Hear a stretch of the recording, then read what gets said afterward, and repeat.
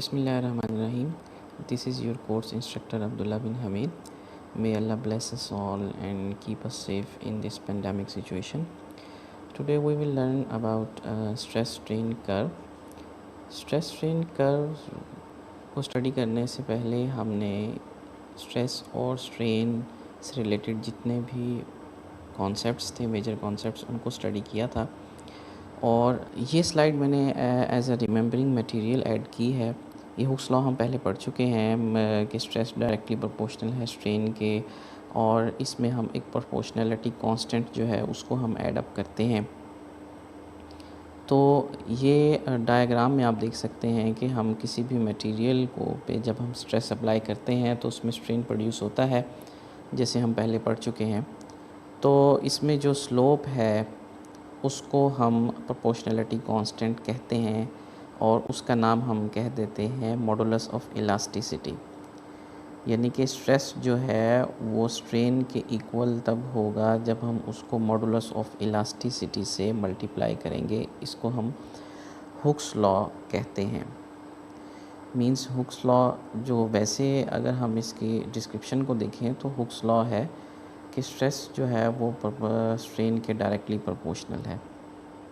ठीक है, तो हम इसमें जो मेजर चीज़ जो हम देख रहे हैं वो इसका प्रोपोर्शनैलिटी कांस्टेंट जो है उसको हम देख रहे हैं कि इसमें दो किस्म के कांस्टेंट होते हैं। एक जिसको हम ई से डिनोट करते हैं वो प्रोपोर्शनैलिटी कांस्टेंट है इलास्टिक लिमिट का, और जिस प्रोपोर्शनैलिटी कांस्टेंट को हम जी से डिनोट करते हैं वो मॉडुलस ऑफ रिजिडिटी कहलाता है। इसको हम बाद में स्टडी करेंगे, कि इनकी डिटेल स्टडी करेंगे कि इनको हम यहाँ पे यूज़ क्यों करते हैं। अच्छा, तो ये जो वर्ड मैंने यूज़ किया था मॉडुलस, मॉडुलस हम बेसिकली किसको कहते हैं? The slope of linear portion of curve describe the modulus of the specimen. यानी कि जो भी हम, जब हम किसी दो क्वांटिटीज़ को रिप्रेजेंट कर रहे होते हैं ग्राफ में, तो उस दौरान जो स्लोप बनती है, यानी कि जैसे हम पिछली स्लाइड में देखते हैं कि यहाँ पे हमारे पास हमने स्ट्रेस और स्ट्रेन का जो हमने ग्राफ बनाया है उसमें जो स्लोप बनी है उस स्लोप को हम मॉडुलस कहेंगे। तो उस मॉडुलस में अब हमें हमारे पास यहाँ पे टाइप्स दे दी हैं कि इलास्टिक मॉडुलस, यानी कि उसको हम यंग्स मॉडुलस कहते हैं, उसको हम ई से डिनोट करते हैं, और शेयर मॉडुलस जो है उसको हम जी से डिनोट करते हैं। ठीक हो गया। और अब हमारे पास यहाँ पे इसमें दिया हुआ है ratio of normal stress and strain को हम यंग्स मॉडुलस कहते हैं, और ratio of shear stress and strain को हम शेयर मॉडुलस कहते हैं। ठीक हो गया। अच्छा, अब हम अपने मेजर टॉपिक की तरफ आ रहे हैं, stress strain diagram. Stress strain diagram क्या होती है? इसको अगर हम स्टोरी के तौर पर देखें तो जब हम किसी भी मटेरियल पर, किसी भी ऑब्जेक्ट पर हम स्ट्रेस अप्लाई करेंगे तो हमारे पास उसके अंदर कोई ना कोई डिफॉर्मेशन आती है, उसमें स्ट्रेन प्रोड्यूस होता है। तो उस स्ट्रेन जितना प्रोड्यूस हुआ, जैसे जैसे हमने स्ट्रेस अप्लाई की, तो उसमें स्ट्रेन किस तरह से प्रोड्यूस हो रहा है उसको जब हम ग्राफ पे या पेज पे रिप्रेजेंट करेंगे तो उसको हम कहते हैं स्ट्रेस स्ट्रेन डायग्राम। उस डायग्राम को तब जो डायग्राम बनती है, यानी कि हम एक्स एक्सिस पे हमने स्ट्रेन को रखा, वाई एक्सिस पे हमने स्ट्रेस को रखा। तो अब हम स्ट्रेस अप्लाई करते जा रहे हैं एक डक्टाइल मटेरियल पर, और उसी तरह उसके अंदर स्ट्रेन प्रोड्यूस होता जा रहा है। तो उसको ग्राफ पे रिप्रेजेंट किया हुआ है कि हमारे पास ये ग्राफ बनता है। अब इस ग्राफ के अंदर हमने, आप देख सकते हैं शेडेड एरियाज़, हमने कुछ रीजन्स सेपरेट कर लिए हैं। पहला रीजन आप देख सकते हैं, उसको हम कहते हैं इलास्टिक रीजन, यानी कि जब हम स्ट्रेस अप्लाई करते हैं मटेरियल पे, इसको हम डिटेल में आगे जाके पढ़ेंगे। ये कुछ रीजन्स बताए हुए हैं, मैं अभी इनके नाम आपको बता देता हूँ कि एक इलास्टिक रीजन हो गया जब मटेरियल इलास्टिकली बिहेव कर रहा होता है, एक यील्डिंग एरिया हो गया हमारे पास, एक स्ट्रेन हार्डनिंग का एरिया हो गया, एक नेकिंग का एरिया हो गया। और उसके बाद यहाँ पर आप देख रहे हैं जहाँ पर फ्रैक्चर स्ट्रेस लिखा हुआ है या ट्रू फ्रैक्चर स्ट्रेस लिखा हुआ है, यहाँ पर आके मटेरियल मज़ीद स्ट्रेस बेयर नहीं कर सकता और वो ब्रेक हो जाता है, यानी कि वो टूट जाता है। ठीक हो गया। अब इलास्टिक बिहेवियर क्या होता है, अब हम इनको वन बाय वन स्टडी कर रहे हैं इन पॉइंट्स को कि इलास्टिक बिहेवियर क्या होता है। जो यहाँ पे हमारे पास डायग्राम में शो किया गया है। इसको हम स्टडी करते हैं। इलास्टिक बेसिकली आपको पता है जब स्ट्रेस और स्ट्रेन दोनों डायरेक्टली प्रोपोर्शनल रहेंगे, यानी कि अगर मैं सिंपल वर्ड्स में आपको समझाऊं तो जब हम स्ट्रेस अप्लाई करते हैं मटेरियल पे, उसके अंदर थोड़ी बहुत डिफॉर्मेशन आती है। जैसे ही हम उस स्ट्रेस को हटा लेंगे तो वो मटेरियल वापस अपनी ओरिजिनल लेंथ, शेप, साइज़ में वापस आ जाएगा। ओरिजिनल शेप में जब वापस आ जाएगा तो इस बिहेवियर को हम इलास्टिक बिहेवियर कहते हैं। ठीक हो गया। तो यानी कि उसके अंदर परमानेंट डिफॉर्मेशन नहीं आती। जब हम उसको उस पे से स्ट्रेस हटाते हैं तो हमारे पास वो मटेरियल ओरिजिनल शेप में वापस आ जाता है। तो इसके कुछ की पॉइंट्स लिखे हुए हैं कि स्ट्रेट लाइन वाला जो एरिया है हम उसको इलास्टिक बिहेवियर कहते हैं। स्ट्रेस जो है इस रीजन में stress is proportional to strain, यानी कि लीनियरली इलास्टिक होता है। इलास्टिक लिमिट और प्रोपोर्शनल लिमिट, इसको हम इससे डिनोट करते हैं। If load is removed upon reaching elastic limit, specimen will return to its original shape. वही जो बात जो मैंने आपको बताई थी। यहाँ पर अब आप देखें कि हमें ये एरिया जो डार्क एरिया, शेडेड एरिया हमें नज़र आ रहा है, ये इलास्टिक रीजन है सारा। ठीक हो गया कि इससे यानी कि यहाँ पर जहाँ पर हमारे पास यील्ड पॉइंट लिखा हुआ है, इससे पहले पहले वाला जो रीजन है हमारे पास वो इलास्टिक रीजन है। यहाँ तक अगर हम इससे पहले पहले अगर हम स्ट्रेस को रिमूव कर देते हैं तो मटेरियल के अंदर जितनी भी डिफॉर्मेशन आती है वो सारी वापस हो जाती है। मटेरियल दोबारा अपनी ओरिजिनल शेप में वापस आ जाता है। अच्छा, उसके बाद हमारे पास ये नेक्स्ट पॉइंट है यील्डिंग। यील्डिंग क्या है? प्रोपोर्शनल लिमिट से बिल्कुल पहले वाला पॉइंट यील्ड पॉइंट कहलाता है। यानी कि यहाँ पर यानी कि जब जैसे ही मटेरियल जो है, इसको आप ज़रा समझने की कोशिश करें, जैसे ही मटेरियल अपना फेस चेंज करता है, यानी कि इलास्टिक रीजन से प्लास्टिक रीजन में शिफ्ट होने से थोड़ा पहले दरमियान में एक ऐसा पॉइंट आता है जब मटेरियल पे कोई स्ट्रेस नहीं अप्लाई कर रहे होते हम, लेकिन मटेरियल फिर भी डिफॉर्म हो रहा होता है, फिर भी वो अपनी शेप चेंज कर रहा होता है। उस पॉइंट को हम यील्डिंग पॉइंट कहते हैं। वो बहुत थोड़े से रीजन में हमें ये शो होता है ये पॉइंट। तो material deforms permanently, yielding plastic deformation. इसको मैं रीड कर रहा हूँ। Once yield point reach, specimen continues to elongate without any increase in load. जैसा मैंने अभी आपको बताया कि मटेरियल जो है वो एलोंगेट होना शुरू हो जाता है, यानी उसके अंदर स्ट्रेन प्रोड्यूस होता है विदाउट अप्लाइंग फर्दर स्ट्रेस, यानी कि फ़र्दर स्ट्रेस हम उस पर अप्लाई नहीं करते, फिर भी वो मटेरियल डिफॉर्म हो रहा होता है। उसके बाद है material is refer to as being perfectly plastic, यानी कि मटेरियल इलास्टिक रीजन से प्लास्टिक रीजन में एंटर हो रहा होता है। और यील्डिंग है तो यील्ड पॉइंट, हम उसी पॉइंट को कहेंगे जिस पॉइंट पे यील्डिंग हो रही होगी, उसी को हम यील्ड पॉइंट कह देंगे, सिंपल। अच्छा, उसके बाद है हमारे पास प्रोपोर्शनल लिमिट। प्रोपोर्शनल लिमिट क्या होती है?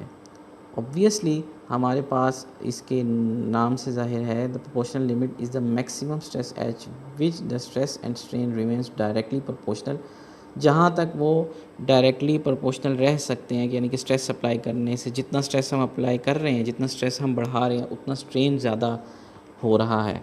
तो इन दोनों की लिमिट जहाँ तक मैक्सिमम जाती है, ठीक है, यील्डिंग पॉइंट से बिल्कुल थोड़ा पहले, इस लिमिट को हम कहते हैं प्रोपोर्शनल लिमिट, कि यहाँ तक मटेरियल इलास्टिक बिहेव करेगा, इसके फ़ौरन बाद प्लास्टिक रीजन में एंटर हो जाएगा। और इलास्टिक लिमिट क्या होगी? The elastic limit is the maximum stress that the material can withstand without causing permanent deformation. ठीक है, परमानेंट डिफॉर्मेशन से पहले पहले जो हमारे पास मैक्सिमम स्ट्रेस मटेरियल बेयर कर सकता है उसको हम इलास्टिक लिमिट कहते हैं। यानी कि इलास्टिक रीजन में परमानेंटली डिफॉर्म नहीं होता मटेरियल, हम स्ट्रेस हटाते हैं तो मटेरियल ओरिजिनल शेप में वापस आ जाता है। तो इसलिए हम इसको इलास्टिक बिहेवियर कहते हैं और इस लिमिट को हम इलास्टिक लिमिट कहेंगे। ठीक हो गया। अच्छा, यहाँ पे हमारे पास इस डायग्राम में शो किया गया है, जैसे हम पीछे देख चुके हैं। अच्छा, उसके बाद हमारे पास कुछ रीजन्स आ गए। स्ट्रेन हार्डनिंग उसी ग्राफ के अंदर है हमारे पास। स्ट्रेन हार्डनिंग क्या होती है? Strengthening of material by plastic deformation. इसको हम जो है स्ट्रेन हार्डनिंग कहते हैं कि हमारे पास जब मटेरियल प्लास्टिक डिफॉर्मेशन में जा रहा होता है तो मटेरियल जो है वो उसकी जो स्ट्रेंथ है वो इंक्रीज़ हो रही होती है, यानी कि नेकिंग से पहले पहले का जो रीजन है उसको हम स्ट्रेन हार्डनिंग कहते हैं। यहाँ पर हमारे पास इस ग्राफ में दिया हुआ है, यानी कि मटेरियल जो है यील्ड पॉइंट के बाद जब प्लास्टिकली डिफॉर्म हो रहा होता है तो उसकी स्ट्रेंथ जो है वो ज़्यादा हो रही होती है। अगर हम इस ग्राफ में देखें तो वो इस अकॉर्डिंग टू दिस ग्राफ तो वो स्ट्रेंथ जो है देखें आप उसकी बढ़ रही है, यानी कि हम उस पर मज़ीद स्ट्रेस अप्लाई कर रहे हैं, फिर उसके अंदर थोड़ा सा स्ट्रेन प्रोड्यूस हो रहा है, फिर हम मज़ीद स्ट्रेस अप्लाई कर रहे हैं, फिर उसके अंदर स्ट्रेन प्रोड्यूस हो रहा है, यहाँ तक कि हमारे पास अल्टीमेट स्ट्रेंथ का पॉइंट आ जाता है उससे पहले पहले। अच्छा, उसके बाद हमारे पास आ जाता है इसके फ़ौरन बाद स्ट्रेन हार्डनिंग रीजन के फ़ौरन बाद हमारे पास नेकिंग वाला रीजन आता है। नेकिंग क्या होता है कि जब हम स्ट्रेन हार्डनिंग के रीजन को क्रॉस कर जाते हैं, यानी कि जितनी मटेरियल की स्ट्रेंथ होती है अल्टीमेट स्ट्रेंथ, उसको जब हम क्रॉस कर जाते हैं तो उसको हम कहते हैं नेकिंग रीजन। क्यों? उसके अंदर हमारे पास अगर आप इस ग्राफ में देखें तो इस ग्राफ में हमें ये शो हो रहा है कि उसके बाद हम स्ट्रेस अप्लाई नहीं कर रहे उतना, लेकिन स्ट्रेन जो है वो ज़्यादा प्रोड्यूस हो रहा है। यानी ग्रेजुअली स्ट्रेन हार्डनिंग और नेकिंग के रीजन को कंपेयर किया जाए तो हम अब इसको वापस स्ट्रेस जो है हम उसमें कम करते जा रहे हैं, लेकिन फिर भी हमारे पास जो है स्ट्रेन यानी कि डिफॉर्मेशन जो है वो प्रोड्यूस होती जा रही है। क्यों? क्योंकि मटेरियल बिल्कुल फ्रैक्चर के करीब है। तो फ्रैक्चर से थोड़ा सा पहले जो रीजन होता है हमारे पास वो नेकिंग का रीजन कहलाता है। ठीक है, इसके आगे हम जो डायग्राम है वो भी शो करेंगे। तो हमारे पास इस रीजन में जो होता है material increase in length but decrease in diameter, जो उसकी लेंथ है ना मटेरियल की वो बढ़ना शुरू हो जाती है उस रीजन पे जहाँ पे हमने वो स्ट्रेस अप्लाई किया है। यानी कि उसकी लेंथ बढ़ रही होती है, उसका डायमीटर कम हो रहा था, यानी कि उसकी शेप जो है वो नेक, यानी जो नेक मीन्स गर्दन, उर्दू में हम इसको गर्दन कहेंगे ना, कि गर्दन जैसी शेप जो है ना वहाँ पे बन जाती है, तो इसको हम नेकिंग कहते हैं। अच्छा, यूटीएस यानी कि अल्टीमेट टेंसाइल स्ट्रेस, इसको हम कहते हैं अल्टीमेट टेंसाइल स्ट्रेस जो है मैक्सिमम स्ट्रेस होती है जो बॉडी विदस्टैंड कर सकता है फ्रैक्चर से पहले पहले। अगर आप इसको हम सिंपल वर्ड्स में बोलें तो अगर हम कोई भी मटेरियल परचेज़ करते हैं मार्केट से तो हम उसकी यूटीएस को मद्देनज़र रखते हैं कि अल्टीमेट टेंसाइल स्ट्रेस यानी कि अल्टीमेट यानी मैक्सिमम स्ट्रेस वो कितनी बेयर कर सकता है ये मटेरियल टूटने से पहले पहले, तो हम उसका यूटीएस रीडिंग लाजमी नोट करते हैं। तो at ultimate stress cross sectional area begins to decrease in a localized region of the specimen, यानी कि वो नेकिंग के रीजन में एंटर होना शुरू कर देता है। उसके बाद हमारे पास जो लास्ट स्टेप है वो क्या है? फ्रैक्चर। लास्ट जो हमारे पास पॉइंट है वो क्या है? Fracture. The point after which material fracture, obviously यहाँ पे मटेरियल जो है वो ब्रेक कर जाता है। ठीक है, इसलिए इस पॉइंट पे जो स्ट्रेस होगी वो फ्रैक्चर स्ट्रेस होगी। जितने भी पॉइंट्स हमें यहाँ पे दिए गए हैं, अगर हम उसी पॉइंट से हम उस स्ट्रेस को जो है वो शो करवा सकते हैं, यानी कि जैसे यील्ड पॉइंट है तो यील्ड पॉइंट पे जो स्ट्रेस होगी वो यील्ड स्ट्रेस होगी, उस पॉइंट पे जो स्ट्रेंथ होगी मटेरियल की वो यील्ड स्ट्रेंथ होगी। इसी तरह अल्टीमेट जो पॉइंट है मटेरियल का उस पे जो स्ट्रेस होगी उसको हम अल्टीमेट स्ट्रेस कहेंगे। ठीक हो गया। उसके बाद आप ये देखें कि ये नेकिंग की जो डायग्राम है वो ये कुछ इस तरह से आपके पास शो हो रही है कि फेलियर से थोड़ा पहले अगर हम देखें तो इसका नेकिंग पे अगर हम जहाँ पे हम स्ट्रेस अप्लाई कर रहे हैं तो मटेरियल का जो डाया है वो कम हो रहा है, लेकिन लेंथ जो है उसकी मटेरियल की इंक्रीज़ कर रही है। ठीक हो गया। उसके बाद अब हम आ जाते हैं फेलियर की तरफ। मटेरियल फेलियर जो है वो हम यहाँ पे ग्राफ में हम देख सकते हैं कि एक मटेरियल है, ये आपको फर्स्ट डायग्राम में यहाँ पे नज़र आ रहा है। ये देखिए आप, ये जो मटेरियल है इस पे जब हम स्ट्रेस अप्लाई करेंगे तो यहाँ पर देखें कि हमारे पास जो है प्लास्टिक रीजन हमें पहला जो है हमें शो करवाया गया है वो इलास्टिक रीजन है। इस इलास्टिक रीजन के फ़ौरन बाद अगर आप यहाँ पर हमें देखें तो ये हमारे पास है प्लास्टिक रीजन। ठीक हो गया। सेकंड रीजन जो है वो हमारे पास प्लास्टिक रीजन है, और प्लास्टिक रीजन के बाद हम उसी प्लास्टिक रीजन में नेकिंग में जब एंटर होते हैं तो हमारे पास ऐसे नेक प्रोड्यूस हो जाती है फ्रैक्चर से थोड़ा पहले। उसके बाद जो आप देख रहे हैं जहाँ पे ग्राफ ब्रेक हो रहा है यहाँ पे हम फ्रैक्चर देख रहे हैं कि यहाँ पे फ्रैक्चर अक्कर हो जाता है। तो ये फेलियर का ग्राफ है स्ट्रेस और स्ट्रेन के दरमियान। ठीक हो गया। उसके बाद हम कुछ और टर्मिनोलॉजीज़ हैं वो पढ़ रहे हैं। स्ट्रेन एनर्जी क्या होती है मटेरियल की। अब हम टिपिकल मटेरियल से related terminology stress strain graph को लेके हम पढ़ रहे हैं। स्ट्रेन एनर्जी क्या होती है? जितनी एनर्जी जो है इलास्टिक लिमिट में एब्जॉर्ब होती है उसको हम स्ट्रेन एनर्जी कहते हैं। Elastic energy absorb up to elastic limit is called strain energy. ठीक हो गया। और मटेरियल की रेजिलियंस क्या होती है? रेजिलियंस वर्ड तो बहुत कॉमन है, आपने सुना होगा। मटेरियल जो है यील्ड पॉइंट पे जितनी एनर्जी एब्जॉर्ब करता है, यानी कि मटेरियल अब परमानेंट, अब आप इमेजिन करें मटेरियल पहले इलास्टिक रीजन में था, मज़ीद हमने स्ट्रेस अप्लाई की, अब मटेरियल परमानेंट डिफॉर्मेशन की तरफ जाने लगा है।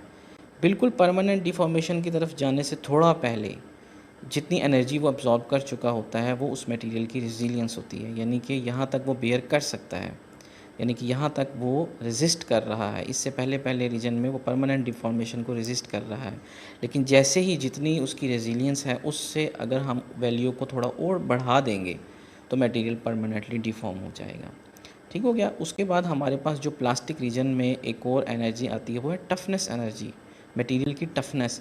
हम जब मटेरियल परचेज़ करने लगते हैं तो हम ये चीज़ भी स्टडी करते हैं, ये इस पॉइंट को भी नोट करते हैं कि मटेरियल की कितनी टफनेस है। तो हमारे पास जो है energy absorb from 0 point two fracture point is called toughness energy, की जहाँ से स्ट्रेस हमने अप्लाई किया वहाँ से लेकर फ्रैक्चर होने से थोड़ा पहले तक जितना मटेरियल एनर्जी एब्जॉर्ब करता है, इस सब को, यानी कि इसके अंदर रेजिलियंस वाली एनर्जी भी आ जाती है, स्ट्रेन एनर्जी भी आ जाती है, तो इन सब को हम सम अप करें तो हमारे पास जो एनर्जी होती है इसको हम कहते हैं टफनेस एनर्जी। के मटेरियल की टफनेस इतनी है, इससे ज़्यादा नहीं है, इससे ज़्यादा अगर हम वैल्यू को इंक्रीज़ करेंगे स्ट्रेस की वैल्यू को तो मटेरियल ब्रेक कर जाएगा, फ्रैक्चर हो जाएगा। ठीक हो गया। उसके बाद आप यहाँ पे ये देखें ग्राफ में, हमें यहाँ पे यही वाले regions toughness, strain energy, resilience और टफनेस एनर्जी हमारे पास शो हो रही हैं। ठीक है। रेजिलियंस ये देखें कि ये रेजिलियंस का रीजन, यानी जो प्लास्टिक रीजन है हमारे पास, इलास्टिक रीजन सॉरी, जो इलास्टिक रीजन है हमारे पास शेडेड, ये हमारे पास मटेरियल की रेजिलियंस है। और इसी तरह स्टार्ट से लेके एंड तक फ्रैक्चर होने से थोड़ा पहले तक जितनी भी एनर्जी है जो शेडेड एरिया में आ रही है, ये हमारे पास टफनेस एनर्जी है। ठीक हो गया। अब हमारे पास इलास्टिक रीजन और प्लास्टिक रीजन, आपने दो रीजन पढ़े हैं, क्वेश्चन माइंड में आता है कि इलास्टिक रीजन और प्लास्टिक रीजन में मेजर डिफरेंसेस क्या हैं। तो ये हमारे पास मेजर डिफरेंसेस दिए हुए हैं, इन दोनों का कंपैरिजन दिया हुआ है, इसको हम रीड कर लेते हैं। In elastic region ideally if the stress is return to zero then the strain returns to zero with no damage to the atomic molecular structure. ठीक हो गया। यानी कि जैसे ही हम स्ट्रेस को ज़ीरो करेंगे इस रीजन के अंदर तो स्ट्रेन भी ज़ीरो हो जाएगा, यानी कि मटेरियल अपनी ओरिजिनल शेप में वापस आ जाएगा। लेकिन प्लास्टिक रीजन में इसका उलट होता है कि उसमें स्ट्रेन वापस नहीं आता, मटेरियल परमानेंटली डिफॉर्म हो जाता है। ठीक हो गया। सेकंड है हमारे पास the material will return to its original shape after the material is unloaded. वही बात आ गई कि मटेरियल ओरिजिनल शेप में वापस आ जाता है, जबकि प्लास्टिक रीजन में ओरिजिनल शेप में वापस नहीं आता जब हम इस पे से स्ट्रेस हटा लेते हैं। Stress is directly proportional to the strain. इस रीजन के अंदर जो है स्ट्रेस जो है वो डायरेक्टली प्रोपोर्शनल होती है स्ट्रेन के, यानी कि जितना हम स्ट्रेस बढ़ाएंगे उतना स्ट्रेन बढ़ेगा, जितना हम स्ट्रेस कम करेंगे उतना स्ट्रेन कम हो जाएगा। ठीक हो गया। The transition from the elastic region to plastic region is called the yield point और इलास्टिक लिमिट। ठीक हो गया। ये हमारे पास इसका कंपैरिजन है इलास्टिक रीजन और प्लास्टिक रीजन का। उसके बाद हम यहाँ पर ग्राफ में मज़ीद अच्छा एलेबोरेट किया हुआ है, ये भी हम देख सकते हैं कि इलास्टिक रीजन ये है, प्लास्टिक रीजन ये है। इन दोनों के दरमियान जो बाउंड्री है वो बेसिकली किस लाइन की है, वो है यील्ड पॉइंट की बाउंड्री। जैसे ही यील्ड पॉइंट क्रॉस होगा तो प्लास्टिक रीजन में हम एंटर हो जाएंगे। इसके अलावा इससे पहले हम इलास्टिक रीजन में होते हैं। ठीक हो गया। इसके बाद हमने जो ये ग्राफ पढ़ा था, ये ग्राफ था स्ट्रेस स्ट्रेन डायग्राम जो हमने पढ़ी है, ये डक्टाइल मटेरियल की डायग्राम है, यानी कि डक्टाइल मटेरियल और ब्रिटल मटेरियल दो टाइप्स के मटेरियल होते हैं, इन दोनों में डिफरेंस देखना भी ज़रूरी है। डक्टाइल मटेरियल क्या होता है? डक्टाइल मटेरियल वो है जिसके अंदर फ्रैक्चर से पहले पहले काफ़ी सारी डिफॉर्मेशन रीज़नेबल जो हम जिसको ऑब्ज़र्व कर सकते हैं वो डिफॉर्मेशन आती है मटेरियल फ्रैक्चर से पहले। लेकिन ब्रिटल मटेरियल क्या होता है? ब्रिटल मटेरियल वो होता है कि हम उस पर स्ट्रेस अप्लाई करते जाएं, उसके अंदर इतनी डिफॉर्मेशन नहीं आती जिसको हम ह्यूमन आई से ऑब्ज़र्व कर सकें, यानी कि बिल्कुल माइन्यूट सी नेग्लिजिबल डिफॉर्मेशन आती है और उसके फ़ौरन बाद मटेरियल ब्रेक कर जाता है। इसको सिंपल वर्ड्स में हम इस तरह देख सकते हैं कि डक्टाइल मटेरियल में जब हम स्ट्रेस अप्लाई करते हैं तो मटेरियल जो है पहले इलास्टिकली डिफॉर्म होता है, फिर प्लास्टिकली डिफॉर्म होता है, उसके बाद इन सब स्टेजेस को क्रॉस करने के बाद मटेरियल फ्रैक्चर होता है। लेकिन ब्रिटल मटेरियल में हम जैसे ही स्ट्रेस अप्लाई करते हैं मटेरियल के अंदर कोई चेंज नहीं आता, हत्ता कि जैसे ही हम उसकी टफनेस एनर्जी को क्रॉस करते हैं मटेरियल फ़ौरन से ब्रेक हो जाता है विदाउट एनी डिफॉर्मेशन। ओके, इसका कंपैरिजन हम पढ़ लेते हैं। प्लास्टिक डिफॉर्मेशन होती है डक्टाइल मटेरियल के अंदर, ब्रिटल मटेरियल के अंदर कोई प्लास्टिक डिफॉर्मेशन नहीं होती। Ductile material often have relatively small Young's modulus and ultimate stresses. Brittle material have large Young moduli and ultimate stresses, यानी कि ब्रिटल मटेरियल के जो मॉडुलस हैं वो जो हमारे पास हैं उनकी वैल्यू ज़्यादा होती है, यानी अल्टीमेट स्ट्रेस यानी कि स्ट्रेस बेयर करने की जो कैपेसिटी है वो ब्रिटल मटेरियल की ज़्यादा होती है as compare to ductile material की। ये इनका कंपैरिजन है। Ductile material exhibits large strain and yielding before they fail, और उसके अंदर ऐसा नहीं होता ब्रिटल मटेरियल के अंदर। Steel and aluminium usually fall in the class of ductile material, ये डक्टाइल मटेरियल की एग्जांपल है, और glass and cast iron fall in the class of brittle materials. Okay, ये ब्रिटल मटेरियल की एग्जांपल है। Toughness energies of ductile material is more because under curve is more. ठीक है, हमारे पास जो कर्व बनती है ग्राफ में वो ज़्यादा होती है, इसलिए टफनेस एनर्जी भी इसके अंदर ज़्यादा होती है, और टफनेस एनर्जी जो ब्रिटल मटेरियल की होती है वो as compare to ductile material कम होती है। इसका हम ग्राफ देख लेते हैं, ये आपको शो हो रहा है। डक्टाइल मटेरियल में जब हम स्ट्रेस अप्लाई करते हैं तो डिफॉर्मेशन का ग्राफ कुछ इस तरह से बनता है, और ब्रिटल मटेरियल में जब हम अप्लाई करते हैं स्ट्रेस तो स्ट्रेन प्रोड्यूस ज़्यादा नहीं होती, यानी कि बिल्कुल नेग्लिजिबल स्ट्रेन प्रोड्यूस होती है, उसके फ़ौरन बाद मटेरियल ब्रेक कर जाता है। ठीक है, ये डक्टाइल मटेरियल और ब्रिटल मटेरियल के अंदर फ़र्क है। ठीक हो गया। उसके बाद हम ये देखते हैं डक्टाइल और ब्रिटल फ्रैक्चर जो है, इन दोनों का कंपैरिजन हम देख सकते हैं। हमारे पास जो ए टाइप की फ़िगर में, पहली फ़िगर में जो हमें दिया गया है वो वेरी डक्टाइल मटेरियल है, उसको जब हम ब्रेक करते हैं तो कुछ इस तरह से शेप बनती है। इन दोनों, अब आप ये देखें कि ये तीन हमारे पास मटेरियल दिए हुए हैं ए, बी और सी, इन तीनों पे हम टेंसाइल स्ट्रेस अप्लाई करें, यानी कि मटेरियल को खींच रहे हैं दोनों एंड से, तो हम देख रहे हैं कि मटेरियल किस तरह ब्रेक कर रहा है। जो मटेरियल वेरी डक्टाइल यानी बहुत ही डक्टाइल है, उसका जो हमारे पास जो फ्रैक्चर है वो कुछ इस तरह से शेप बनती है। जो मॉडरेटली डक्टाइल है, जो मिक्स है, थोड़ा सा डक्टाइल है थोड़ा सा ब्रिटल है, ज़्यादा सॉफ्ट मटेरियल नहीं है, उसका फ्रैक्चर कुछ इस तरह से होता है जैसा फिगर बी में दिखाया गया है। और डायग्राम सी में जो है हमारे पास प्योर ब्रिटल फ्रैक्चर है, प्योर ब्रिटल मटेरियल, जैसे कि कोल्ड मेटल, सिरामिक्स, इनकी जो है एग्जांपल दी हुई है कि इनको जब हम ब्रेक करेंगे तो वो कुछ इस तरह से ब्रेक होंगे। ठीक हो गया। उसके बाद हम देख रहे हैं डक्टाइल वर्सेस ब्रिटल मटेरियल। जो ओरिजिनल मटेरियल्स हमारे पास दिए हुए, कप एंड कोन फ्रैक्चर होता है इसके अंदर, और ब्रिटल फ्रैक्चर कुछ इस तरह से हमारे पास दिखाया गया है। अच्छा, इसके बाद एक इम्पॉर्टेंट चीज़ है पॉइजन रेशो। इसकी डिटेल हम फर्दर डिटेल हम बाद में पढ़ेंगे, इसको हम सिंपल अभी देख लेते हैं कि Poisson ratio is the ratio of lateral and axial strain.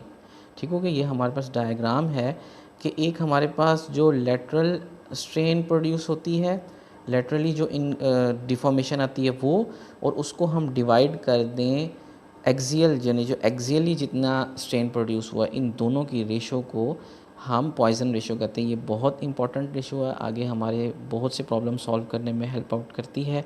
इसको हम मज़ीद डिटेल से बाद में पढ़ेंगे। ठीक हो गया। इसका जो फार्मूला है ये हमारे पास है E divided by 2 into 1+V। इसकी डिटेल जो है हम बाद में पढ़ेंगे। तो अब आपको यहाँ तक जो भी मैंने आपको समझाया है, जितना भी ये हमने पढ़ा है, इससे रिलेटेड कोई भी क्यूरीज़ हैं, आपके माइंड में कोई भी क्वेश्चन है तो आप मुझसे पूछ सकते हैं any time. I will available 24 hours. Okay, thank you so much. अल्लाह हाफिज़।